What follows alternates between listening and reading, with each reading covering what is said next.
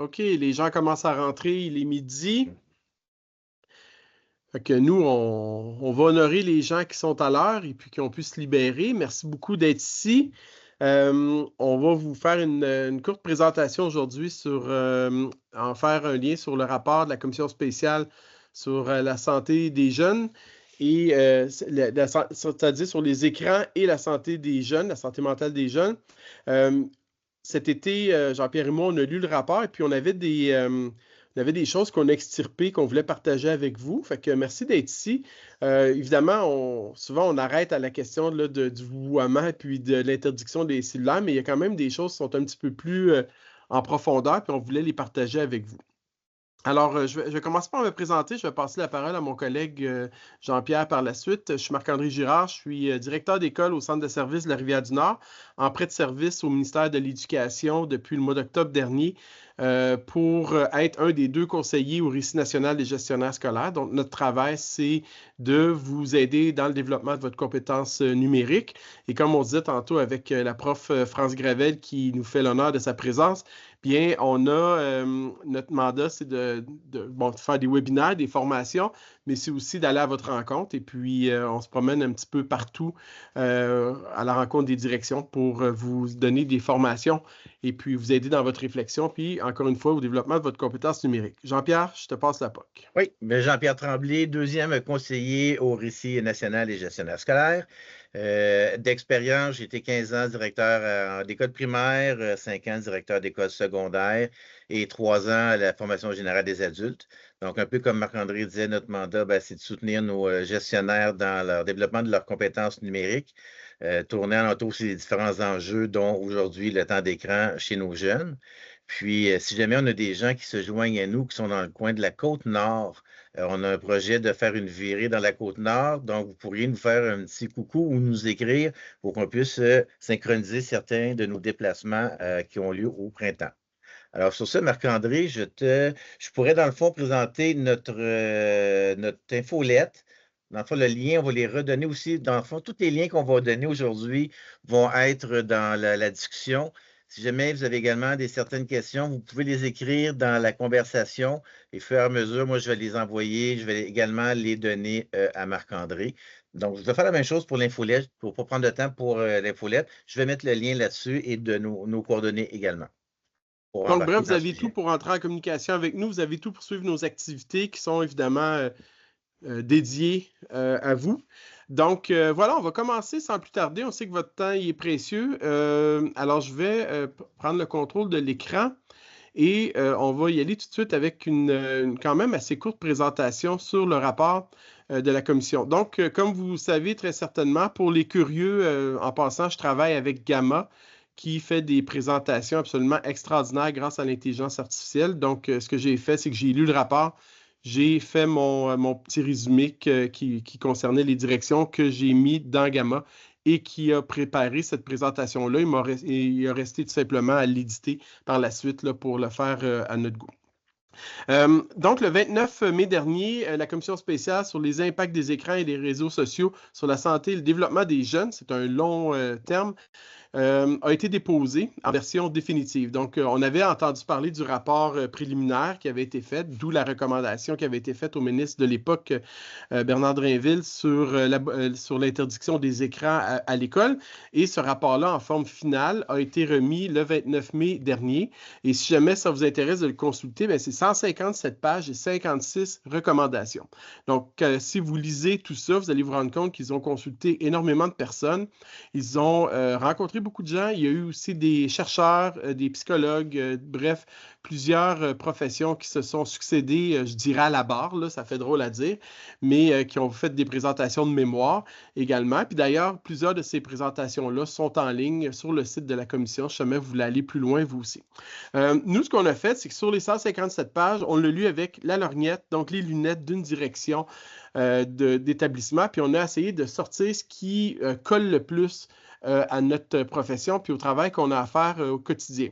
On en a sorti 3 parties essentielles parmi toutes celles qui sont disponibles. Donc, ce qu'on vous présente aujourd'hui, c'est une partie du rapport qui est interprétée à travers les yeux d'une direction. Ça veut dire qu'il y en a beaucoup plus ailleurs, évidemment, si vous voulez aller plus loin. À la fin, on va vous donner le lien pour pouvoir y accéder. Jean-Pierre, si jamais tu pouvais mettre le lien, je vais en profiter tout de suite pour parler de la page du Campus Récit. Donc, ça, c'est la page où vous êtes peut-être inscrit. Jean-Pierre parlait de l'abonnement à l'infolette. Si jamais ce n'est pas fait, là, Jean-Pierre va mettre le code ici, pas le code, mais l'adresse pour pouvoir y avoir accès. Vous allez pouvoir vous abonner à l'infolette. On est rendu à quoi? 800 quelques personnes d'inscrites, Jean-Pierre, sur notre infolettre? On est rendu à 812 à peu près, bon, gestionnaires à travers le Québec. Donc, toute la documentation qu'on vous présente, elle est là. La présentation que vous avez sous les yeux, elle est ici. On va mettre l'enregistrement du webinaire qui va être là aussi, la transcription. Donc, vous allez pouvoir le partager à vos collègues qui sont absents. Il y a 2 résumés qu'on a fait avec des IA que je vous présenterai tantôt. On a le rapport complet de la commission qui est ici, le résumé qu'on vous a fait, puis un article aussi qui porte sur ce sujet-là qui est par l'école branchée. Bref, tout ça est sur la page du Campus Récit, accessible pour vous, évidemment, bien gratuitement. Donc, premièrement, on parle dans ce rapport-là des usages des écrans chez les jeunes. Donc, on sait tous que les usages sont quand même assez intensifs, mais c'est quand on voit les chiffres qu'on est absolument surpris par... je vous dirais le niveau là, quand même assez élevé là, de présence des écrans dans la vie de nos jeunes. Fait qu'on se rend compte que de plus en plus de jeunes sont exposés dès leur jeune âge, bien avant 2 ans aux écrans. Donc, on va le voir tantôt, là, principalement des tablettes chez les jeunes. Et on se rend compte aussi que pour les jeunes, donc tous les âges confondus, bien, que l'utilisation des écrans dépasse habituellement les recommandations des experts en santé. Et encore là, les recommandations des experts en santé varient beaucoup. Ça dépend aussi selon quels experts il est question. On se rend compte aussi que les jeunes utilisent plusieurs écrans. Et donc, pour les nommer, là, surtout si vous avez des jeunes à la maison, vous allez vous reconnaître là-dedans, vous allez reconnaître votre enfant à la maison. Bien, les téléphones cellulaires. Donc, on va voir là, à la prochaine diapo que plus les élèves vieillissent, plus l'usage de l'écran numéro 1, c'est le cellulaire. Mais pour les plus jeunes, c'est la tablette. Il y a évidemment les consoles de jeux vidéo. Il y a aussi la télévision, la bonne vieille télé, là, câblée comme dans le bon vieux temps, ou encore la bonne vieille télé sur demande avec les Netflix, les Crave de ce monde. Il y a aussi différentes activités. Les écrans se retrouvent dans différentes activités à travers le réseau de l'éducation, évidemment, le divertissement, tout l'aspect social de l'Internet, donc les médias sociaux, mais aussi la communication à travers les jeux vidéo. Donc, les élèves communiquent ensemble à travers les jeux vidéo. Ils peuvent échanger. Donc, le jeu vidéo, ce n'est pas juste un divertissement, c'est un outil de communication, c'est un outil de sociabilisation. Des gros mots ce midi. Donc, 50% des élèves de maternelle passent plus d'1 heure sur les écrans par jour. 95% des élèves, eux, vont... excusez-moi, mon véhicule est chez Vaux et puis il est prêt. Je pense que vous avez eu une notification qui est apparue à l'écran. Donc, 95% des élèves entre 6 et 12 ans utilisent 3 appareils différents. Alors, comme on parlait tantôt, l'espèce de multiplicité des écrans. Et on parle de presque 8 heures de temps d'écran quotidien chez les jeunes. Donc, 8 heures, c'est quand même le tiers de la journée. Et je parlais avec une élève récemment qui disait que cet été, elle est contente de recommencer l'école parce qu'elle passait plus de 10 heures par jour sur un écran. Donc, vous voyez que c'est quand même assez important. Alors, comme je le disais tantôt, les écrans, c'est divers. On trouve plusieurs écrans dans la vie de nos jeunes. Je ne m'attendrai pas à cette diapo-là. Qu'est-ce qui influence le temps d'écran? Bien, premièrement, il y a évidemment l'encadrement parental. À écouter les médias souvent, puis c'est un petit peu une des raisons pour lesquelles on voulait faire ce webinaire-là, c'est que tout est de la faute de l'école, essentiellement. Bon, on est un petit peu habitué à ce discours-là, vous allez dire, mais on se rend compte aussi que le temps d'écran est particulièrement présent à la maison. Puis aussi, on se questionne à travers les spécialistes ou certaines certains spécialistes qui ont témoigné sur le rôle des parents, beaucoup plus que sur le rôle des professionnels de ceux qui sont dans les écoles, donc que ce soit au service de garde, les enseignants, la direction ou le personnel de soutien. Donc, l'influence des parents, elle est importante sur on se pose la question, quel est le degré d'encadrement? Est-ce qu'il y a des limites sur le temps d'écran? Vous savez qu'il y a des fonctions sur les tablettes, sur les téléphones, où est-ce qu'on est capable de déterminer d'un temps maximum par jour que les élèves peuvent l'utiliser, que les enfants peuvent l'utiliser, et puis de ce temps maximum-là, on est capable de circonscrire dans un temps de la journée. Donc, par exemple, ça pourrait être entre 3 heures et 19 heures, de mettre un maximum, je dis n'importe quoi, d'1 heure, avec des applications ciblées qui peuvent être utilisées. Aussi, on se pose la question, c'est quoi la compétence numérique des parents? Ça, c'est quand même assez important parce que les parents, souvent, on se rend compte qu'ils n'ont pas la compétence pour justement gérer ces écrans-là. Les élèves connaissent peut-être les écrans un petit peu mieux que leurs parents et n'ont pas non plus de notion de citoyenneté à l'ère du numérique. Alors aussi, comment est-ce qu'on sert du téléphone pour gérer les comportements? Vous l'avez vu autant que moi, vous allez manger au restaurant, puis vous pouvez voir sur la table d'à côté, c'est le moment entre les parents de passer du temps ensemble et les enfants sont sur la tablette. Bon, je ne veux pas dire ça méchamment, mais pour leur donner un peu d'intimité, un petit peu de temps à eux pour dîner. Donc, on achète un petit peu à quelque part en appelant la gardienne virtuelle à quelque part. Donc, c'est comment est-ce qu'on sert, comment ça gère, comment on utilise les écrans pour gérer les comportements, toujours du côté de la maison. Aussi, le rapport fait allusion au milieu défavorisé, où est-ce que l'accès aux loisirs est plus complexe pour différentes raisons, notamment des raisons financières pour ces parents-là. Donc, la tablette devient, je dirais, peut-être plus que dans les milieux favorisés, un élément supplémentaire qui se rentabilise financièrement, si on peut le dire, au lieu d'aller inscrire les enfants au soccer, au baseball, à la gymnastique ou à d'autres activités artistiques qui pourraient avoir lieu, ou même des activités sociales qui pourraient avoir lieu. On sait aussi que dans certains cas, les espaces verts, admettons, autour de ces quartiers défavorisés-là, peuvent manquer à certains endroits, et bien, le revenu familial des parents, pour des raisons évidentes, va limiter les autres possibilités d'activité chez les jeunes. Donc, il est recommandé par la commission d'optimiser l'accessibilité des infrastructures, notamment sur le plan des parcs, des gymnases, des bibliothèques. Je vais en revenir tantôt parce que ça a un lien avec nous à la direction. D'offrir des activités qui sont variées, d'accord? Donc, je dirais pas en complémentarité, mais je vous dirais en coordination avec des activités avec écran, et aussi de viser l'accessibilité une accessibilité pour tous, tout dépendant des quartiers dans lesquels on est installé. Donc, il y a aussi d'offrir des services à l'élève pour assurer son développement professionnel sur le plan psychosocial. Les parents, souvent, ont besoin de ressources. Peut-être que vous avez déjà eu de votre côté, dans votre école, des parents qui demandent de l'aide pour la cyberdépendance de leur enfant. L'accès à des psychologues peut être difficile, au privé comme au public. Nous, à la direction, vous savez, comme moi, on a des accès des fois, on a des manettes qu'on est peut-être capable d'activer plus rapidement. Fait que de plus en plus de parents vont venir nous demander de l'aide. Aussi de voir quelles sont les mesures qui sont mises en place, puis quelle est cette efficacité-là. C'est pas parce qu'une mesure est mise en place pour aider des élèves qui sont en détresse sur le plan de la cyberintimidation, sur le plan de la cyberdépendance, qu'elle fonctionne nécessairement. Donc, il y a tout ça à voir avec les partenaires autour de ça. Ça fait partie d'une des responsabilités de la direction en tant que chef d'orchestre, si on peut dire, pour coordonner tous ces services-là entre toutes les personnes qui sont impliquées.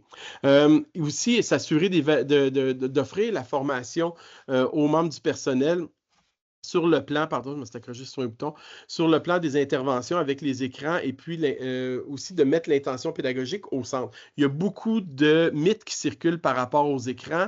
Et puis, je pense que c'est important qu'il y ait des nuances qui soient apportées. Puis, on va le faire un petit peu à la fin de cette présentation-là.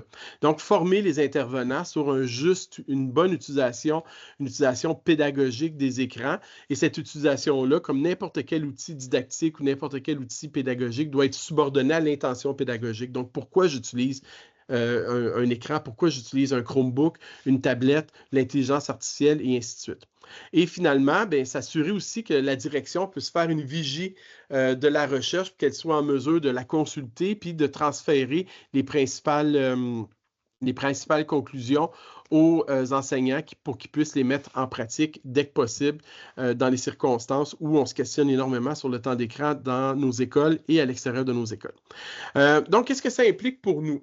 Par rapport à tout ce que je viens de dire, j'en ai déjà dit plusieurs éléments, mais par rapport au parc école, bon, souvent, actuellement, tout le temps, les parcs écoles sont utilisés par les citoyens également à l'extérieur des heures d'école. Donc, c'est de s'assurer que ce parc école-là est en bon état pour que les élèves puissent continuer à venir le fréquenter après l'école. Donc, est-ce qu'il y a aussi des infrastructures comme, par exemple, une classe extérieure qui permet d'accueillir les élèves pour, admettons, du temps de lecture ou du temps d'échange, juste pour s'asseoir et comme ils disent dans leur langage, pour venir chiller ensemble?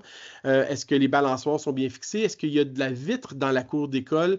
Donc, c'est de s'assurer, pas juste le lundi matin ou les matins quand on arrive, mais aussi quand on quitte, s'assurer que le parc est en bon état et dans le cas contraire, voir avec le centre de service ou encore avec la ville, parce qu'il y a plusieurs ententes aussi qui sont possibles avec la ville pour l'entretien du parc école qui peut venir donner un coup de main, surtout dans les quartiers défavorisés. C'est des choses que moi aussi j'ai pu expérimenter.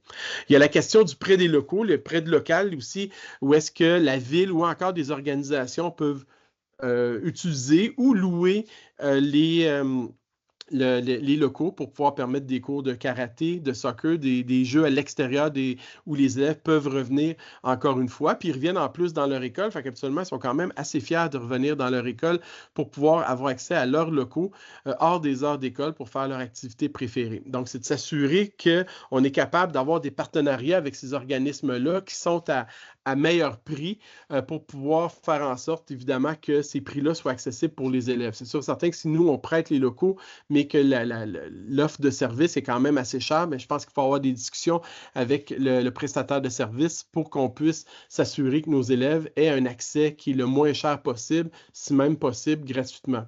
Par exemple, est-ce que le gymnase peut y avoir du basketball libre, du volleyball libre, différentes activités qui sont animées par la ville après l'école dans nos infrastructures. Et aussi, la question qui nous concerne peut-être aussi directement, c'est les activités parascolaires. Est-ce qu'on offre des activités parascolaires? Là, je sais qu'avec tout ce qui se passe présentement, c'est un enjeu en soi, mais est-ce qu'on offre des activités parascolaires? Est-ce qu'on est capable de les offrir à bon prix? Est-ce qu'on a du personnel pour animer ces activités parascolaires-là? Est-ce que c'est du personnel qualifié, que ce soit des enseignants ou des coachs, des entraîneurs ou des animateurs qui sont certifiés? Donc, on veut s'assurer aussi qu'une adéquation entre les besoins et les désirs des élèves et les activités qu'on offre, pas juste après l'école, mais à l'heure du midi aussi. On avait des cours de cuisine, des cours d'écriture, de poésie, d'un paquet de choses comme ça, des fois animés par des parents aussi. Donc, ça se fait à peu de frais. Les élèves profitent de ces moments-là.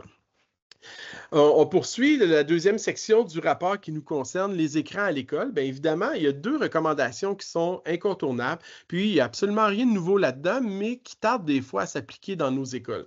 Premièrement, de limiter le plus possible les usages récréatifs des écrans. Ça veut dire quoi, ça? Ça veut dire, est-ce qu'on peut éviter le plus possible à l'école que les élèves jouent à des jeux, par exemple? On sait des jeux qui jouent à des jeux à la maison, dans un endroit où on a peu de contrôle. Donc, un endroit où on a le contrôle, est-ce qu'on est capable de limiter ces jeux-là? Ça, c'est premièrement. Deuxièmement, est-ce qu'on est capable d'éviter, ça aussi, c'est une recommandation, je le répète, d'éviter d'utiliser l'écran comme étant une récompense.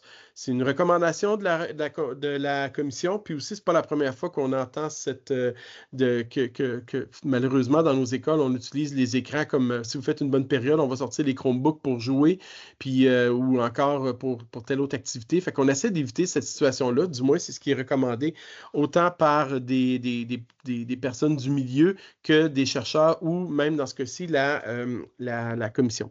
On met l'accent sur l'importance d'un usage réfléchi. Fait que comprenez-moi bien ici, la sobriété numérique, c'est pas d'empêcher les élèves d'utiliser des écrans. Si c'est ce que vous avez compris, malheureusement, on s'est mal compris. Mais ce qu'on veut faire, c'est un usage qui est réfléchi, qui est supervisé, puis qui est de nature pédagogique à l'école. Donc, c'est autrement dit, comment est-ce qu'on peut utiliser le numérique, les écrans comme étant des outils pour nous aider, soutenir notre démarche d'enseignement ou soutenir la démarche d'apprentissage des élèves. Et finalement, les comités de parents, ça aussi c'est écrit dans le rapport, se questionnent, sont préoccupés par le manque d'activités à l'école qui sont des activités sans écran. On va voir par exemple un exemple dans les services de garde pendant l'heure du dîner où il va y avoir une émission de télévision qui va jouer à la télévision ou des petits bonhommes ou quelque chose comme ça. Donc ça aussi, c'est de voir à ce que les élèves puissent socialiser sans nécessairement avoir un écran pour qu'on puisse maximiser le temps d'écran à l'école sur des activités qui sont pédagogiques. Vous avez certainement entendu parler, du moins je souhaite, que l'interdiction complète des appareils numériques. Ça a été discuté, ça a fait le tour des médias, ça a été imposé également. Donc, je pense qu'à l'heure actuelle, de toute façon, le but, c'est pas d'argumenter pour ou contre. On ne finira pas de toute façon. Puis, étant donné que c'est une directive ministérielle, bien évidemment, à part le mentionner, ça aurait été bizarre de parler de ce rapport-là sans mentionner, je dirais, la mesure phare là, qui a été le plus retenue par les médias. Donc, la commission va mettre l'accent sur quelque chose qu'encore une fois, vous avez entendu énormément parler, c'est diversifier les approches, diversifier les outils. Donc, une espèce de balance, si on peut dire, un équilibre entre les approches qui sont dites pédago-numériques où est-ce qu'il y a une intention pédagogique qui prédomine dans un premier temps et des approches qu'on pourrait dire plus traditionnelles, plus classiques, papier-crayon peut-être, ou encore des travaux d'équipe ou d'autres activités qui se font sans les écrans. Donc, trouver cet équilibre-là et à travers une diversité. Ça aussi, c'est mentionné dans le rapport. Puis ça, nous, en tant que leader pédagogique ou pédago-numérique dans notre milieu, bien, c'est à nous là, de nous assurer auprès de nos enseignants que cet équilibre-là, il est atteint. Donc, ce qu'on comprend, c'est que ni une pédagogie 100% traditionnelle, ni une pédagogie 100% numérique ne sont souhaitables. Le diable est dans les détails, vous direz donc quelque chose entre les deux, où est-ce qu'on est capable d'utiliser le numérique à bon escient pour la troisième fois en le répétant, une utilisation qui est subordonnée à une intention pédagogique. Évidemment, il est question de formation du personnel, une formation pédago-numérique. Puis je vais faire une petite parenthèse de rien sur le mot pédago-numérique qui est à quelque part un néologisme. Pédago-numérique, pourquoi on utilise ça? Vous avez peut-être déjà entendu le mot techno-pédagogique. Mon collègue Benoît Petit, je pense que c'est un peu le père de ce terme-là. Où est-ce que techno-pédagogie, on met le techno avant le pédagogique et puis dans une perspective d'intention pédagogique avant l'utilisation du numérique, bien, on a remis l'accent sur la primauté du pédago avant le numérique, d'où l'appellation pédago-numérique. Fermeture de la parenthèse. Donc, dans un premier temps, c'est une de nos responsabilités à nous, mais c'est une responsabilité professionnelle aussi. Ça fait partie là, des 13 compétences là, du personnel enseignant, d'exercer une certaine vigie sur les tendances, sur les approches pédago-numériques. Donc, je pense qu'en tant que leader pédagogique, on doit être capable d'avoir cette discussion-là avec les membres de notre équipe. Deuxièmement, bien, il y a aussi l'importance de faire appel à vos équipes RICI. Bon, vous, chère direction, chers gestionnaires scolaires, vous avez la chance de nous avoir au RICI des gestionnaires scolaires, mais dites-vous que vos enseignants aussi ont accès à une équipe RICI, soit dans les RICI locaux, dans votre centre de service, ou soit au RICI national aussi, qui est en soutien habituellement aux RICI locaux, mais selon les thématiques qui peuvent être directement en soutien aux enseignants également. Donc, faites appel à cette équipe-là qui va pouvoir vous aider justement à accompagner les enseignants dans cet équilibre-là à atteindre entre les approches avec écran, les approches pédago-numériques, puis les approches plus traditionnelles. Et aussi, ça aussi, c'est quelque chose qui nous concerne, la citoyenneté à l'ère du numérique. Donc, qu'est-ce qu'on peut mettre en place pour baliser les usages des élèves à l'école, baliser aussi celui peut-être des enseignants et des membres du personnel. Donc, une espèce de plan d'éducation au numérique dans les écoles. Dites-vous que si on revient à ce qu'on se disait au début, si on se fie aux parents pour faire ça, les parents se fient à nous également, mais pendant ce temps-là, il manque de leadership. Donc, pourquoi pas prendre la balle au bon et nous-mêmes mettre en place ce cadre de référence-là pour la citoyenneté à l'ère du numérique dans notre école pour pouvoir parler de cyberintimidation, d'empreinte numérique, d'une étiquette, comme on utilise souvent, de sensibiliser les élèves à l'intelligence artificielle, à l'éthique de l'intelligence artificielle, et j'en passe. Donc, ça aussi, c'est des choses qui sont à mettre en place, qui peuvent être mises en place par des directions. Dernière section qui nous concerne aussi, c'est les réseaux sociaux. Bon, c'est sûr et certain qu'à part l'interdire ou le permettre dans notre école, là, on a des leviers qui sont limités, sauf que vous savez autant que moi que les chicanes de réseaux sociaux du matin, bien, se répercutent le lendemain sur la cour d'école, dans la classe, des chicanes entre groupes, entre amis ou des chicanes d'amour même qui peuvent se dérouler, peuvent venir miner le climat scolaire. Donc, dans le rapport, il est question d'instaurer une majorité numérique. Il est question aussi de former, comme je viens de le dire tantôt, les élèves à la citoyenneté à l'ère du numérique. Aussi, il faut se questionner sur les réseaux sociaux, mais de façon plus large, au niveau de la gestion des données. Donc, les applications qu'on utilise, nous, de notre côté, avec des données des élèves qui peuvent être liées à l'intelligence artificielle ou encore un tableau de bord numérique, comme on voit dans certaines écoles, certains centres de services, pardon, bien qu'il faut qu'on fasse attention à ces données-là aussi. Donc, ça aussi, c'est quelque chose qui est important. Sans être un média social exactement, c'est quand même quelque chose qui consolide notre tissu social à l'école avec toutes ces informations-là qui sont confidentielles et qui doivent être protégées coûte que coûte par les directions et les membres du personnel. Et aussi, on veut s'assurer que l'utilisation de différentes plateformes. Puis là, je vais nommer les classes de jour de ce monde, mon Dieu, j'ai oublié CISA, et etc., qui, à ma connaissance, puis il faudrait peut-être faire des vérifications, ne sont pas conformes à la loi 25. Alors, ça aussi, c'est des choses qui sont à envisager puis à réfléchir, qui sont très pratiques, mais qui ne garantissent pas les droits à la population auxquels les parents pourraient avoir droit ou même les élèves. Évidemment, il est question dans le rapport de cyberintimidation et ce qui est proposé pour nous, c'est de mettre en place des ressources d'information qui sont accessibles anonymement.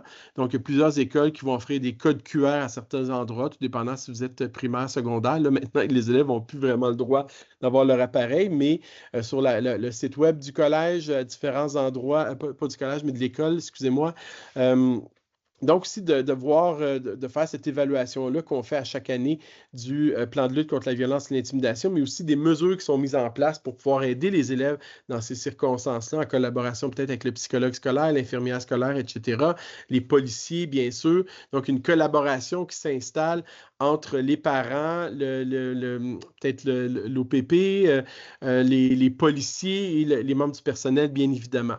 Alors, c'est de coordonner toutes ces personnes-là autour du même but, à s'assurer que les élèves viennent à l'école en sécurité, puis avec l'esprit prêt à apprendre. Donc, ça ici, c'était pour le rapport. Moi, je trouvais ça important d'aller un petit peu au-delà du rapport. Fait que ce que je vais vous parler à partir de maintenant, très rapidement, ce n'est pas dans le rapport. Ça vient de recherches qui sont des recherches qui sont publiées par deux chercheurs. Habituellement, là, il y a quand même deux chercheurs en tête de file. C'est des Anglais. Il y en a une qui s'appelle Amy Orban et l'autre qui s'appelle Andrew, là, je m'excuse, je vais sûrement massacrer son nom, mais Pribilski ou quelque chose comme ça. Jean-Pierre va mettre les liens dans le clavardage. Les nuances qu'ils vont dire, puis aussi, il y a Patrick Giroux de l'UQAC qui en parlait pendant la commission. Il faut qu'on se questionne pas juste sur le temps d'écran, le temps que les élèves passent devant l'écran, mais sur ce qu'ils font devant l'écran, donc la qualité de l'activité devant l'écran. Alors ça, c'est une chose qui est importante, puis c'est pour cette raison-là que nous, à l'école, il faut qu'on mette l'accent sur l'intention pédagogique puis la tâche en lien avec l'apprentissage ou l'enseignement. Deuxièmement, bien, c'est pas vrai non plus que nécessairement une augmentation du temps d'écran a des effets délétères sur la santé mentale des élèves. Habituellement, il y a un impact qui est générativement faible, qui est statistiquement faible, mais on se questionne davantage sur le contexte de la consultation des écrans. Est-ce que c'est une consommation passive, interactive? Puis on se rend compte que la consommation interactive peut avoir des bénéfices sur la santé mentale des élèves, contrairement à une concentration passive qui peut avoir des effets négatifs. Mais encore là, si vous lisez Amy Orban puis Andrew Pribilski, vous allez voir que les médias ont gonflé énormément les effets négatifs de ces écrans-là sur la santé des jeunes. Aussi, ben, il y a une corrélation qui peut être négative par rapport à le temps d'écran et la santé mentale des jeunes. Et il ne faut pas oublier que les médias sociaux peuvent avoir des bénéfices. Puis, moi, je me souviens très bien quand j'étais ado, on finissait l'école, on revenait à la maison, puis on était au téléphone tout le temps. On jasait, des heures impossibles. Donc, maintenant, ben, autre temps, autre mœurs, hein, les élèves vont être sur leur écran, vont Snapchatter, Instagram, TikTok, et bon, et plus les jeux vidéo tantôt qui ont une portée, comme je le disais, qui ont une portée sociale aussi. Donc, il y a un maintien des liens sociaux, il y a des problèmes avec ça, évidemment, mais il y a aussi des bénéfices, mais il y avait des problèmes. Les problèmes ne sont pas dus à la technologie, sont dus aux gens qui les utilisent, bien évidemment. Donc, ça veut dire on met un téléphone filaire dans la main de deux élèves, ils peuvent quand même s'intimider, faire des appels de menaces anonymes, au même titre qu'ils peuvent le faire sur Snapchat. Donc, il faut relativiser ici aussi. Donc, en conclusion de tout ce qui précède, assurons-nous de respecter les cadres légaux au niveau de la loi 25 normalement, de l'utilisation des plateformes médias sociaux ou des plateformes qui sont mises à notre disposition dans le nuage. On doit aussi éduquer les élèves à la citoyenneté numérique. À l'heure actuelle, la façon que ça fonctionne, c'est que c'est propre aux écoles ou aux centres de services de mettre ça en place. Il n'y a pas quelque chose de central, malgré qu'il existe un cadre de référence de la compétence numérique. Jean-Pierre, si je mets les doigts sur ton écran, si tu peux mettre le cadre de référence de la compétence numérique, si jamais nos collègues ne le connaissent pas. D'ailleurs, on va vous en reparler de ce cadre-là tantôt. Donc, aussi, c'est de notre responsabilité de voir à notre développement professionnel, mais aussi à celui de nos enseignants. Puis, on veut viser une approche équilibrée du numérique et du pédagogique à travers une diversification des approches. Alors, voilà ce qu'on avait à vous proposer aujourd'hui. Vous avez nos coordonnées qui sont ici. Je n'arrive pas là, pour les prendre. On est très facilement accessible. On est rapide à répondre également. Et Jean-Pierre les a mis dans le chat. Alors, moi, ce que je vous propose, si jamais il y en a qui ont des questions, on vous avait dit que c'était court. On sait que c'est votre heure de dîner. On voulait faire ça quand même assez rapidement. Je vous rappelle que vous avez toujours accès à tous ces documents-là des résumés du résumé, parce qu'on a pris le rapport, on l'a résumé présentement pour vous, mais on a fait un court résumé, un texte PDF qui est en ligne sur Campus Récit. Jean-Pierre, notre DJ qui a mis les liens. Et aussi, on a fait des résumés du résumé avec des IA. Je pourrais vous en montrer une ici. Il y en a une qui s'appelle MyLens, qui est vraiment, vraiment bien. Et je vais vous montrer ici qu'il a fait une espèce de carte mentale de mon résumé. Et voilà, ici. Fait que vous voyez, ça ici, c'est généré par l'intelligence artificielle là, avec des modifications, mais fait que vous voyez, ça aussi, ça peut peut-être vous aider à résumer encore plus le résumé qu'on a mis disponible pour vous. Puis si jamais vous avez un intérêt à utiliser MyLens ou Napkin, là, nous, on n'a pas de... comment je peux dire, on n'est pas actionnaire, là. On n'est pas des influenceurs, on ne reçoit pas de cote là-dessus, mais c'est des applications qu'on utilise là, pour notre travail. Fait que si jamais ça peut vous aider, on pourrait les mettre dans le chat. Il y en a une qui s'appelle MyLens, puis l'autre qui s'appelle Napkin. Alors voilà, je ne sais pas s'il y en a qui ont des questions, des commentaires, ou s'il y en a qui tout simplement qui veulent retourner à leur sandwich ou aller s'asseoir dans la salle des profs avec les enseignants. Mais on est disponible pour vous présentement. On pourrait finir avec ce qui s'en vient, hein, Marc-André? Oui, certain. Moi, je vais prendre une gorgée. Merci, Jean-Pierre. D'accord. Fait qu'on prendrait peut-être des questions. S'il n'y a pas de questions, dans le fond, je vais finir de mettre les liens tantôt. Je vais juste vous partager, je vais reprendre, si ça ne te dérange pas, Marc-André, le contrôle de l'écran. En prie.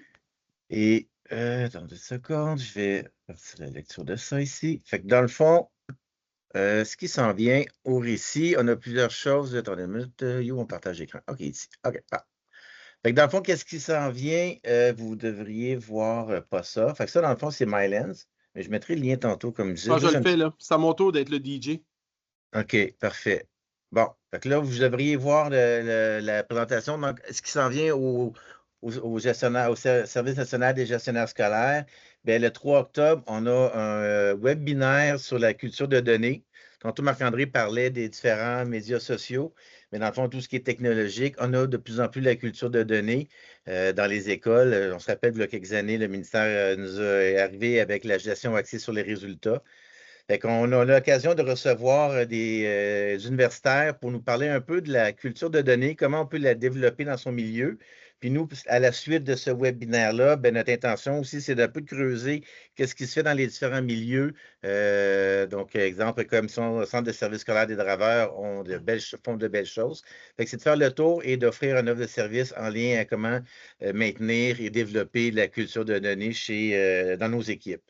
Fait que, ce qui s'en vient, on parlait de la valorisation des données en éducation le 3 octobre, mais on a également, tantôt, Marc-André parlait du cadre de référence de la compétence numérique. Bien, à la Journée nationale du numérique ou la Journée du numérique en éducation, qui a lieu le 24 octobre, vous avez le code QR pour vous inscrire. C'est vraiment une présentation d'une formation autoportante, donc sur Campus Récit, qui va être déployée sur Campus Récit comme gestionnaire, comment je peux développer ma compétence numérique, parce que c'est quand même une partie importante du leadership pédago-numérique, la maîtrise du gestionnaire. Fait que dans cette auto-formation-là, on a Normand Roy, chercheur à l'Université de Montréal. On a également des invités direction d'école, d'établissements primaires secondaires, qui nous parlent un peu des différentes composantes et comment ils les développent à titre personnel, professionnel, mais également dans leur milieu. Fait que c'est une invitation. Ça va être très intéressant également, ce webinaire-là, qui va avoir lieu le 24, c'est pas le 3 octobre, je n'ai pas eu le temps de changer la date comme il faut, mais c'est le 24 octobre. Jean-Pierre, si tu permets, Oui, pour vas-y. la première, pour le 3 octobre, on approche du 200 participants déjà Mhm. au webinaire qui vont être, qui ont dit qu'elle allait se présenter. Fait qu'il va y avoir pas mal de monde. Puis à la JNE, au début de la semaine, on était à une trentaine déjà Pour pour vrai. ce lancement-là. Donc oui, effectivement, les webinaires sont courus. Mm.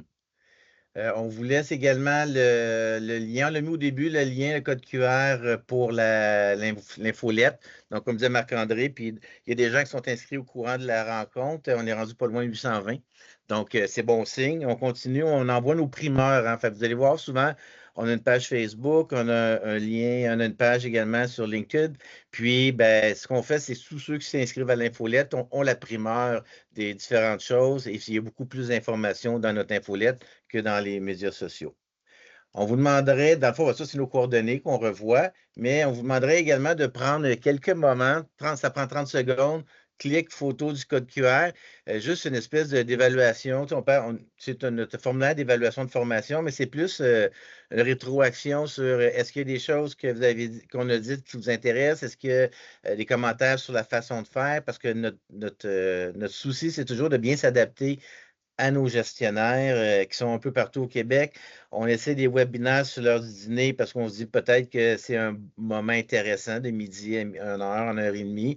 Mais si vous avez d'autres commentaires, d'autres modalités de formation, de rencontres, c'est important que pour nous de l'avoir pour qu'on puisse toujours en continu se réguler. Donc, autant sur les sujets, le contenu que les contenants, de la façon qu'on procède avec vous. Fait que 30 secondes, ça prend vraiment 30 secondes à remplir, avoir vos suggestions. Puis si jamais dans votre milieu, dans votre région, vous avez d'autres besoins d'accompagnement, de formation, d'information, ben c'est le moment. Il y a un espace aussi pour nous en faire part. Comme on disait tantôt, si vous êtes de la Côte-Nord, n'hésitez pas à nous faire signe parce qu'on cherche, on a un souci de rejoindre l'ensemble des régions administratives en présence au Québec. L'an passé, on en a fait beaucoup. Tout ce qui est Côte-Nord, Charlevoix, ce n'est pas également fait cette année encore. Fait on a des projets d'aller vous rencontrer. Mais nous, notre job, c'est un peu de s'assurer pour être efficient dans nos déplacements. Fait que si jamais vous avez de l'intérêt ou vous êtes de ce coin-là, faites-nous signe, ça va nous faire plaisir de jaser avec vous. Surtout qu'on va souvent à Gaspésie, de l'autre bord du fleuve, mais on va pas du côté nord. Fait que... C'est ça. Équilibre. Donc, ça fait un peu le tour de ce qui s'en vient. Les liens vont être là pour la présentation et tout. Pas la présentation, mais pardon, mais pour l'inscription. Donc, voilà. Je suis en train de mettre les LinkedIn de les nôtres, là. Tu mettras le tien. J'ai Oui, juste j'ai mis la page Facebook, le LinkedIn du gestionnaire, je viens de mettre le mien. Puis parfait. voilà. Questions, commentaires?